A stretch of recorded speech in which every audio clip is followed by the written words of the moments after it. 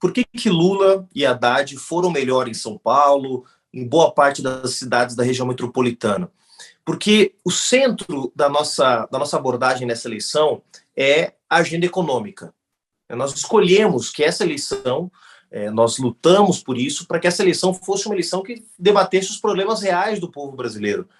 Não essa bobajada que o Bolsonaro fica o tempo inteiro tentando estimular, né, mamadeira de não sei o quê, kit não sei o quê, satanismo, maçonaria, essa baixaria que está disseminada na eleição. A nossa campanha é que debater os problemas reais do povo brasileiro. A fome, a inflação, o custo de vida, o desemprego.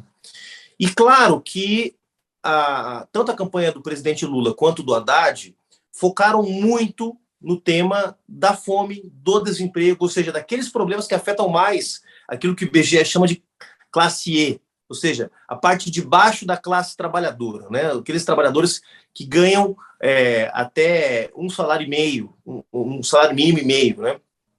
De renda per capita, né?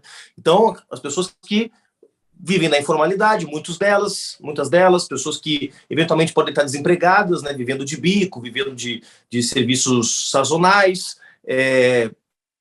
pessoas que vivem através também dos auxílios que o governo oferece, enfim. Essas pessoas, elas estão mais concentradas numa metrópole como São Paulo, porque é uma cidade muito desigual. A gente anda pela cidade e vê isso a olho nu, não só as pessoas que estão abandonadas no centro da cidade, vivendo debaixo dos viadutos, mas também o trabalhador periférico, que está sofrendo muito com a piora das condições de vida dos últimos anos, né? Que vive em Heliópolis, que vive em Paraisópolis, que vive no Morro da Lua, que vive no Campo Limpo e por aí vai. Então, essa abordagem do presidente Lula, que mira principalmente os mais pobres, ela tem muito mais aderência aqui em São Paulo, na capital. Por quê? Porque a renda média no interior é mais alta. As cidades do interior são cidades menos desiguais. Não é que não exista desigualdade. Quem for hoje a Ribeirão Preto, a São José do Rio Preto, a Campinas, vai encontrar também gente vivendo em condições sobre-humanas. Vai encontrar gente passando fome, porque essa é a realidade do Brasil.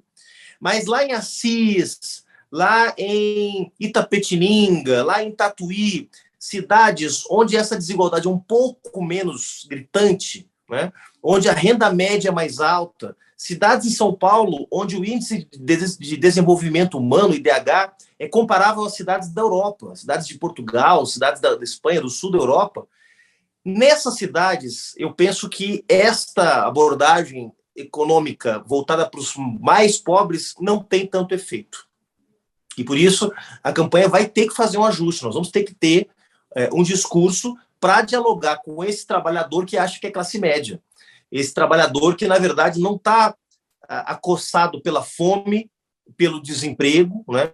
Que tem o seu emprego, que é um pequeno empreendedor individual, né, que tem uma renda ali mais ou menos fixa, e que sente o custo de vida piorar, mas sente menos do que os mais pobres. Os mais pobres estão sentindo a vida piorar, especialmente pelo aumento do custo dos alimentos, né?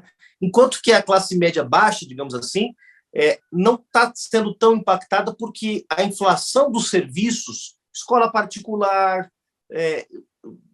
entretenimento e outros, aluguéis, não está crescendo, não cresceu, a inflação nesses setores não foi tão impactante quanto foi, por exemplo, no setor de alimentos, por exemplo, no setor de varejo em geral. Então, isso gera um fenômeno no qual a inflação para os mais pobres é muito mais alta proporcionalmente do que para a classe média baixa.